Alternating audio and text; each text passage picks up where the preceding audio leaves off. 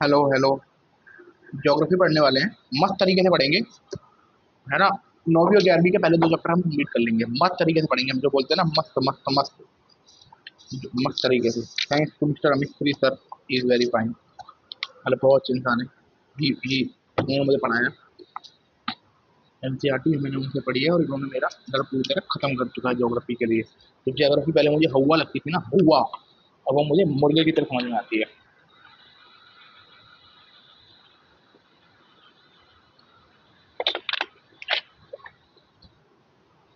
एक मिनट, थोड़ा सेटिंग हो जाए, सही से सेट हो जाए। देखो, वही जहाँ से पहले शुरुआत करी थी ना, भारत की स्थिति से पढ़ने वाले हैं, भारत की स्थिति। अब ये क्वेश्चन हमसे पूछ सकता है कोई भी व्यक्ति, आप बच्चा या बड़ा, भारत की अवस्थिति, स्थिति नहीं अवस्थिति, आप भारत की अवस्थिति के बारे में बात कर रहे हो, है ना। बात कर रहे हो आप, उसकी अवस्थिति कहाँ पर, कहाँ, मतलब विश्व के पटल पे देख रहे हो, एशिया के पटल पे देख रहे हो, कहाँ देख रहे हो, है ना। यूनिवर्स में बोल सकते हैं तो हम बोलते हैं पृथ्वी में है, और यूनिवर्स मिल्की में बोल सकते हैं पृथ्वी में, यूनिवर्स में बोलते हैं मिल्की वे में, वो ठीक है। अगर हम विश्व के पटल पर भारत की स्थिति देखते हैं, अब स्थिति देखते हैं, तो भारत, जैसे ये गोला हो गया, ये हो गया तुम्हारा, ये हो गया तुम्हारा विश्व, इक्वेटर, जो 872 किलोमीटर दूर है ग्रेट निकोबार से, 1 डिग्री यहाँ से दूर, 872, 6.8, 6.8 कितना, सॉरी। और ये हो गया इक्वेटर, हो गया ये। देन तुम्हारा ये हो गया, और यहाँ इससे जो लाइन खिंचती है इसे बोलते हैं लैटिट्यूड। मेरे को पहले समझ में आता था, मैंने लिटी विद लैटिट्यूड, इसे बोलते हैं लॉन्गिट्यूड, है ना। ये जहाँ जीरो डिग्री लंदन के पास एक प्राइम विच है, ग्रीनविच या ग्रीनविच है, वहां से गुजरती है, तो उसे जीरो डिग्री लॉन्गिट्यूड बोलते हैं, 0 डिग्री बोलते हैं। हिंदी में इसे बोलते हैं देशांतर, इसे बोलते हैं अक्षांतर। लैटिट्यूड को बोलते हैं अक्षांतर, और लॉन्गिट्यूड को बोलते हैं देशांतर, है ना। देख रहा है विनोद, कैसे मजा आ रहा है पढ़ने में। तो जो 0 डिग्री है ना, 0 डिग्री, जो ये 0 डिग्री, 0 डिग्री है, एक तो बता दूं, तो ये 0 डिग्री जो है ना, ये ये जो 0 डिग्री है, ये विश्व को वेस्ट और ईस्ट में विभाजित करती है।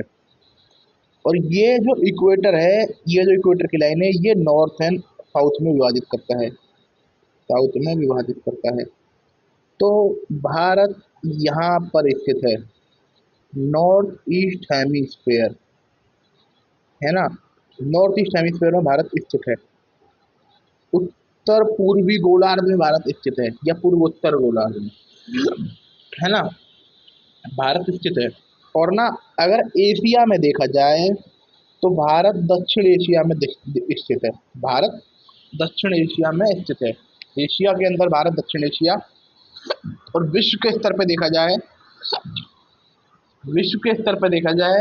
तो भारत ना, विश्व के स्तर पर देखा जाए तो भारत कहाँ स्थित है, आपको मैं बता दिया है। तो भारत स्थित है नॉर्थ ईस्ट हेमिस्फीयर में। अब हम पढ़ने वाले हैं अवस्थिति का महत्व। मतलब यार, आपके लिए आपकी अवस्थिति अभिशाप भी हो सकती है, अभिशाप भी हो सकती है, और वरदान भी हो सकती है ना। सही बोला ना, देख रहा है विनोद कैसे दिमाग लगाई जा रहा है। अवस्थिति आपकी आपके लिए अभिशाप भी हो सकती है, अभी उसके लिए वरदान भी हो सकती है। इसके लिए मुझे आपको ना, आप लोगों को मुझे 2 मिनट देनी होगी, 2 मिनट मुझे देनी होगी।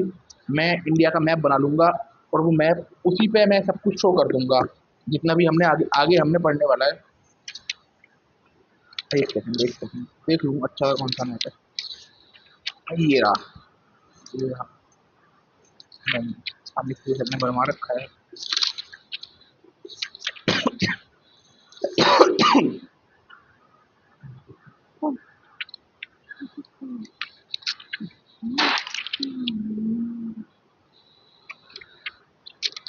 एक मिनट बस मुझे 1 मिनट दे दीजिए। आप लोगों के लिए एक अच्छा सा मैप ढूंढ रहा हूँ, वो मैं बना लूंगा। अरे गुरु जी, हाँ, दे दिया।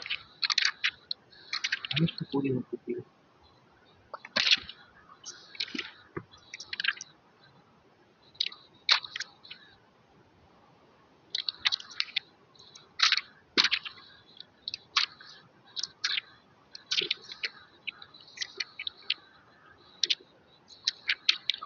ये नहीं है।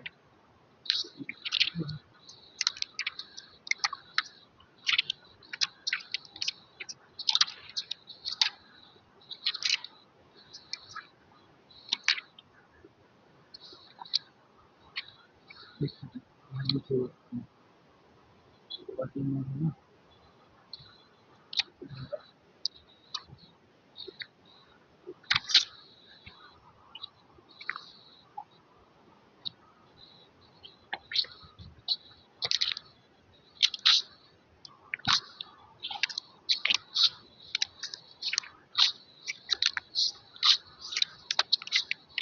एक और मैप बनाते हैं 2 मिनट के अंदर, फिर ना सारी प्रॉब्लम सॉल्व हो जाएगी।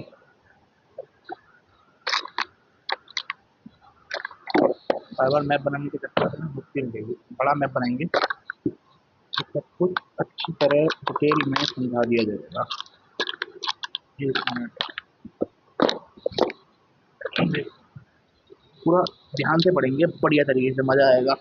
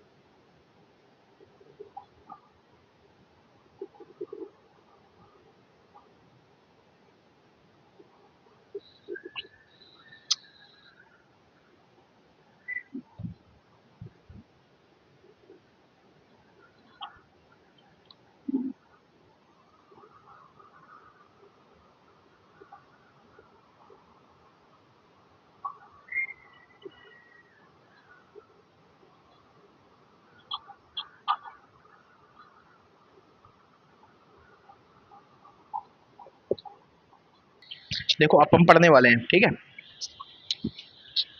अब हम पहले पढ़ने वाले हैं कि भारत को ना एक कर्क रेखा है, जो कर्क रेखा है ना, जैसे इक्वेटर हो गया, इक्वेटर 20 से काटता है, और कर्क रेखा ना वो भारत को 23.5 डिग्री से काटती है। तो कर्क रेखा भारत के ना 8 राज्यों से गुजरती है, इसलिए ये मैप बना दिया, पेंसिल से ड्राइंग बना रहे हैं, सारा एक बार में मिटा देंगे। तो कर्क रेखा भारत को 8 राज्यों से काटती है। आगे वैसे पढ़ेंगे उसके बारे में हम। पहला है राजस्थान, दूसरा है तुम्हारा, दूसरा है गुजरात, नहीं सॉरी, गुजरात, राजस्थान, मध्य प्रदेश, छत्तीसगढ़, झारखंड, वेस्ट बंगाल, त्रिपुरा, मिजोरम, है ना। तो जो भारत में कर्क रेखा भारत को बीच से काटती है 23 डिग्री हाफ से, तो ऊपर तो बन जाता है शीतोष्ण, शीतोष्ण, और नीचे बन जाता है उष्ण कटिबंधीय, temperate climatic zone, tropical climatic zone, है ना, उष्ण और शीतोष्ण, ठीक है। तो ये भारत की अवस्थिति का महत्व है कि कर्क रेखा भारत को काटती है और 8 राज्यों से गुजरती है ना। ये जो बताया है ये हमने पश्चिम से पूर्व बताए हैं, और हम पूर्व से पश्चिम लिखेंगे Mizoram, Tripura, West Bengal, Jharkhand, Chhattisgarh, Madhya Pradesh, then Rajasthan and Gujarat, और ना, और भारत के ना भारत के लिए जो हिमालय है ना, वरदान है, वरदान, मतलब ये मान सकते हो आप, अभी बनाते हैं हिमालय को, हिमालय भारत के लिए वरदान है।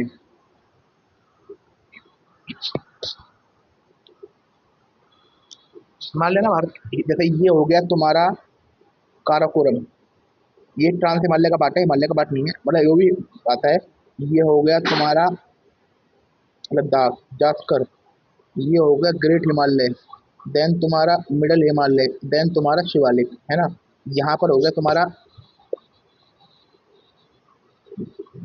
यहाँ पर कैलाश। आप इसके आगे भी हिमालय पढ़ने वाले हैं। तो हिमालय से ऊपर हमारा है साइबेरिया। तो जो साइबेरिया से शीत पवनें आती है ना, जो साइबेरिया से कुछ शीत पवनें आती हैं, वो भारत में हिमालय की वजह से एंटर नहीं कर पाती।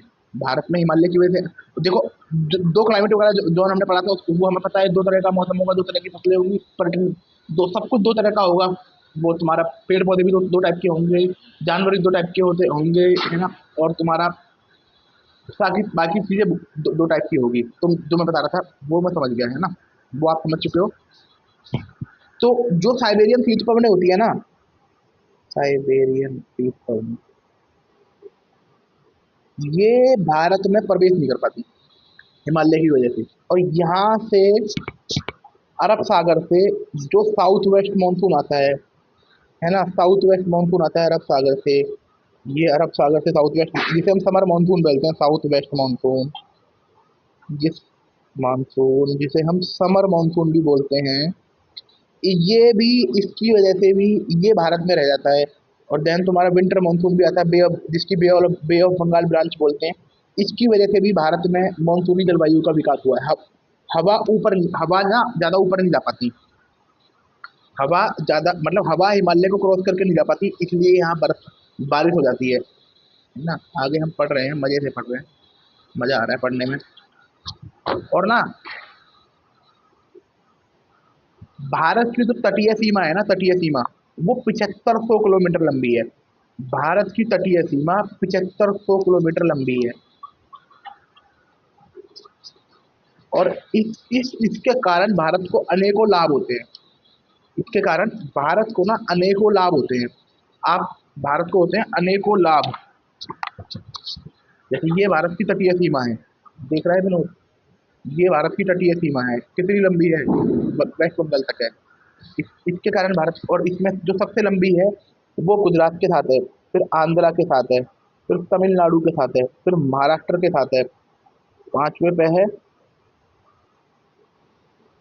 थोड़ा, 11-12 राज्य लगते हैं, जिसमें आखिरी में गोवा है।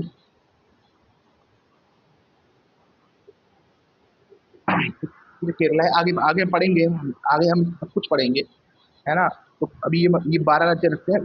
सबसे बड़ी गुजरात, आंध्र प्रदेश, तमिलनाडु के साथ है ना। ये भारत की 7500 किलोमीटर लंबी तटीय रेखा है, 7500 किलोमीटर लंबी। पर्यटन हो सकता है, खनिज हो सकता है, मत्स्य पालन हो सकता है, और तुम्हारा व्यापार हो सकता है, और ये सब हो सकता है ना। ये सब भारत में हो सकता है। भारत ना हिंद महासागर, जो से हिंद महासागर है, इसके ना शीर्ष पर स्थित है, शीर्ष पर स्थित है। जो यूरोप के साथ व्यापार होता है, यूरोप और साउथ ईस्ट एशिया के साथ जो व्यापार होता है, भारत उसके बीच में पड़ता है, भारत उसके बीच में पड़ता है। इसलिए इसलिए इसलिए डोनाल्ड ट्रंप और तुम्हारा सिंजो आबे, जो तुम्हारे जिन जिन जो क्वाड है हमारा ग्रुप है, जिसके ऊपर यूपीएससी कई बार क्वेश्चन पूछ चुका है, है ना। जैसे एक मिलिट्री संगठन करके पूछा था, फिर कार्ड और आकस को लेकर पूछा था। ये जो सिंधु आबे और ये है, ये भारत को, ये इंडो पैसिफिक की बात करते हैं कि इंडिया में है, इंडो पैसिफिक में जिसे प्रशांत महासागर बोलते हैं। तो ये हिंद महासागर में भारत इसके शीर्ष पर स्थित है ना। ये सब ये, लेकिन इसके कुछ नुकसान भी हैं। ग्लोबल वार्मिंग हो रही है। जब ग्लोबल वार्मिंग हो रही है तो समुद्र का जलस्तर बढ़ रहा है। जैसे हमारा मुंबई शहर है, इसको डूबने का खतरा, ये बोलते हैं ये डूब जाएगा, जैसे बॉम्बे है ना। और तुम्हारा सुनामी आती है, अभी उड़ीसा में सुनामी आई थी, वेस्ट बंगाल में आती रहती है, गुजरात में आती रहती है, तो ये सुनामी आती है, ये भी थोड़ा खतरा है, ये थोड़ा खतरा है बस। बाकी बाकी भारत आगे है। और अब हम पढ़ने वाले हैं भारत का अक्षांशीय और देशांतरीय विस्तार। निकली थी भारत का, हम लॉन्गिट्यूडनल एंड लैटिट्यूडनल विस्तार पढ़ने वाले हैं। लॉन्गिट्यूडनल एंड लैटिट्यूडनल विस्तार। भारत 68.7 डिग्री से 90 97.25 लॉन्गिट्यूडनल डिग्री में पड़ता है। नॉर्थ ईस्ट में, ईस्टर्न हेमिस्फीयर में पड़ता है, ईस्ट लॉन्गिट्यूड में पड़ता है ना। ये भारत का लॉन्गिट्यूडनल विस्तार है। और अगर इसी हिसाब से हम देखा जाए, ये हमने लॉन्गिट्यूड पढ़ लिया 68.7 से 97.25, ये लॉन्गिट्यूड है। अगर हम लैटिट्यूड देखें तो भारत, अगर मुख्य भूमि से लैटिट्यूड देखें तो 8.4 लैटिट्यूड से 37.6 लैटिट्यूड तक पड़ता है। 8.4 से 37.6। और अगर हम भारत का जो ग्रेट निकोबार का एरिया है वहां से देखें तो 6.45 से लेकर 37.6 तक पड़ता है। दोबारा जो बात मैंने बोली है उसे मैं दोबारा रिपीट कर दे रहा हूँ। अगर भारत का आप देशांतरीय विस्तार देखना चाहते हो तो वो 68.7 ईस्टर्न हेमिस्फीयर में पड़ता है। 68.7, 68.7। और अगर, है ना, तो वो 68.7 से शुरू होता है और वो 97.25 डिग्री तक पड़ता है। और यही आप भारत का अगर लैटिट्यूडनल देखना चाहते हो, लॉन्गिट्यूड तो हमने देख लिया, अगर हम लैटिट्यूडनल देखना चाहते हो, वो आपका, अगर आप मुख्य मुख्य भूमि से देखना चाहते हो, मेनलैंड से देखना चाहते हो, कन्याकुमारी से देखना चाहते हो, तो वो आपका 8.4 डिग्री से लेकर 37.6 डिग्री नॉर्दर्न डिग्री लैटिट्यूड में पड़ता है ना। और यही, और अगर आप ग्रेट निकोबार से देखते हो जो भारत का हिस्सा है ना, वहां से आपका 6.4 से लेकर 37.6 लैटिट्यूड तक पड़ता है। ये हमने लैटिट्यूडनल एंड लॉन्गिट्यूडनल विस्तार भारत का हमने पढ़ लिया, है ना। आगे पढ़ने वाले हैं, मजा आ रहा है पढ़ने में। देखो, अब हम भारत के जो विस्तार पॉइंट है लॉन्गिट्यूड, अगर हम भारत का सबसे उत्तरतम पॉइंट देखें, सबसे उत्तर में पॉइंट है, उसे बोलते हैं इंदिरा कोल। इंदिरा कोल, इंदिरा कोल, है ना। पीओके में है पर ये अभी नहीं है अब। पर अगर वैसे भारत का देखें तो NJ 9842 ये लद्दाख में है। समझ में आया। अगर हम भारत का सबसे उत्तरतम पॉइंट देखें, सबसे उत्तरतम पॉइंट, तो वो इंदिरा कोल है। वो पीओके में उसको लेकर विवाद है। परंतु हम ऐसा देखें गैर विवादास्पद, जिसको लेकर कोई विवाद नहीं है, मतलब वो भी हमारा ही है, पर अभी पाकिस्तान ने उसको कब्जा कर रखा है, अभी हम उससे ले लेंगे पाकिस्तान से। तो NJ 9842 है, NJ 9842 है। सबसे दक्षिणतम देखें तो ये कन्याकुमारी, केप कॉमेरिन, केप कॉमोरिन, और ये कुमारी अंतरीप, है ना। और ये मुख्य भूमि का है। पर अगर वैसे देखें तो ये इंदिरा पॉइंट, जिसे पामेलियन पॉइंट, पार्कसन पॉइंट और लाहिचांग, लाहिचांग कहते हैं, इसे बोलते हैं इंदिरा पॉइंट, पामेलियन पॉइंट, लाहिचांग और तुम्हारा पार्कसन पॉइंट। सबसे द, समझ में आ गया। अगर हम मुख्य भूमि पर सबसे दक्षिणतम देख रहे हैं तो कन्याकुमारी, केप कोमरिन, कुमारी अंतरीप। पर अगर हम पूरा भारत का सबसे दक्षिणतम देख रहे हैं तो इंदिरा पॉइंट है, तो वो सुनामी में डूब चुका है, वैसे भी ग्रेट निकोबार में है। इंदिरा पॉइंट है जिसे पामेलियन पॉइंट, पार्कसन पॉइंट, लाहिचांग कहते हैं। और सबसे पश्चिम में देखें तो गौहर माता राजस्थान में है। सबसे पूर्व में देखें विलुथु, बिलाथू और विलांगू, सॉरी किबूथू और विलांगू, किबूथू एंड विलांगू, किबूथू एंड विलांगी। समझ में आ गया। दोबारा रिपीट कर देता हूँ। NJ 9842 भारत का गैर विवादास्पद, जो गैर विवादास्पद पॉइंट है ना, वो ये है, ये हो गया। और इंदिरा, जो इंदिरा कोल है वो विवादास्पद पॉइंट है, उसको पाकिस्तान ने कब्जा कर रखा है। ये भारत का है, ये भारत का सबसे उत्तर में वो है। सबसे दक्षिण में है मुख्य भूमि पर कन्याकुमारी, केप कोमरिन, कुमार अंतरीप। और तुम्हारा अगर वैसे सबसे दक्षिण में देखा जाए तो ग्रेट निकोबार में है इंदिरा पॉइंट, पार्कसन पॉइंट, लाहिचांग, ये है पामेलियन पॉइंट। सबसे पश्चिम में गौहर माता, सबसे उत्तर में है किबूथू और बिलांगू। ये हमारा हो गया। आगे पढ़ने वाले ये हमने पढ़ लिया। अब हम कर्क रेखा जो हमने पढ़ चुकी है, माही नदी से 2 बार काटती है, कर्क रेखा के बारे में 8 राज्यों से गुजरती है ना, ये हमें पता है। और ये रांची सबसे ज्यादा पास राजधानी है, ये ठीक है। भारतीय मानक समय रेखा, देखो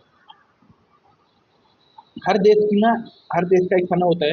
भारत में जो समय रेखा तय कर रखा है वो, एक सेकंड, वो 82 डिग्री, 82 डिग्री, 82.5 डिग्री, इसे इंडियन प्राइम मेरिडियन कहते हैं, प्राइम मेरिडियन। ये 5 राज्यों से गुजरती है ना। UP, MP, Chhattisgarh, Orissa, Andhra Pradesh, Andhra, Orissa, Chhattisgarh, MP, UP. ये भारत के 5 राज्यों से गुजरती है। वो उस वाली लाइन से 5.5 घंटे, 5.5 घंटे आगे है ना। उसे 0 डिग्री कहते हैं। ये सब चीज़ें समझ रहे हो, है ना। ये सब चीज़ें हैं। और छत्तीसगढ़ के, वो तुम्हारा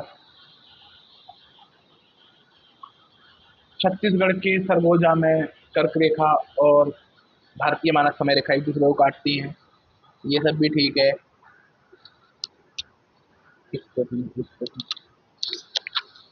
है ना।